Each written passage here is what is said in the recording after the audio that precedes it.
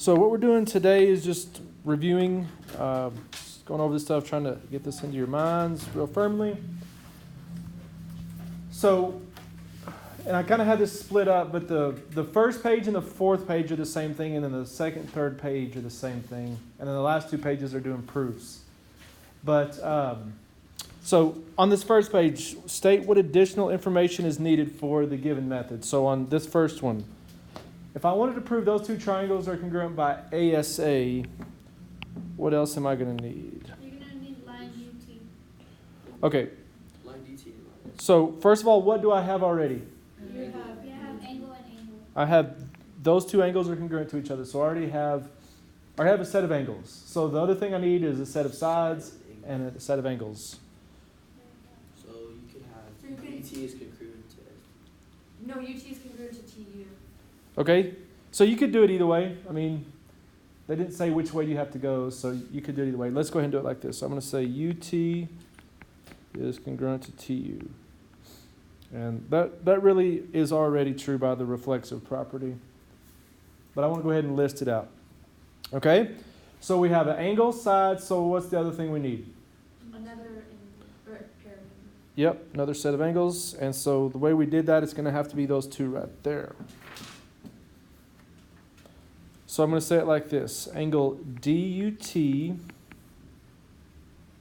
okay, is congruent to what? Angle. SUT. Angle SUT. Yep. So that's my other set of angles right there. So that's the additional information I need. Okay? All right, second one. So by side angle side. And you can see both of these angles are 90 degrees. So those are congruent. So really I've already got my angles, my pair of angles that I need. And since I'm using that angle, really there's two sides that I have to use. There's one side that would not work. You can do xk is equal to vw and then xv is equal to vx. Good, just like that. Okay, so I'm going to say xk is congruent to vw. And then xv is congruent to vx. And then right there we got side angle side.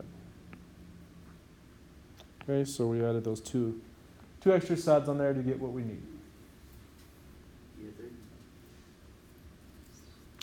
Okay, and this third one's a lot easier to see. It's just laid out real easy. So I can already see that I've got a set of sides that are congruent to each other. Both of these angles are 90, so they're congruent. So that's a set of angles that's congruent. So what am I missing? AC congruent to JL. Good. AC congruent to JL.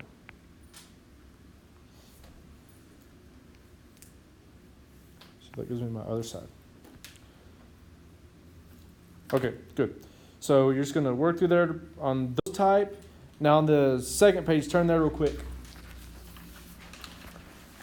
On this one, you're not telling me what additional is needed. You're just telling me how those two are congruent, if you can say that they're congruent. Okay? Yes. So like on number 1, can I say those two triangles are congruent? Yes, how? Good. I know that side's congruent to itself because of the reflexive, and so we have angle, side, angle. So those two are congruent by angle, side, angle. Okay, number 2, are those two congruent? By side angle side. Okay, number 3, how can I say those are congruent? By side, side, side. Okay, on number 4, what can I add onto this one? Wait, I mean, angle side. What piece of information can I add to this that's not marked? Okay, good. Those vertical angles are congruent to each other. And so what is that? Okay, so remember, if it were angle, side, angle, the side would have to be directly between these two angles, so it would have to be this side and this side marked. Here it's the side not directly between those two, so this is an example of angle side. Okay? So that's what we're doing, just practicing through here. You can get grouped up and go for it.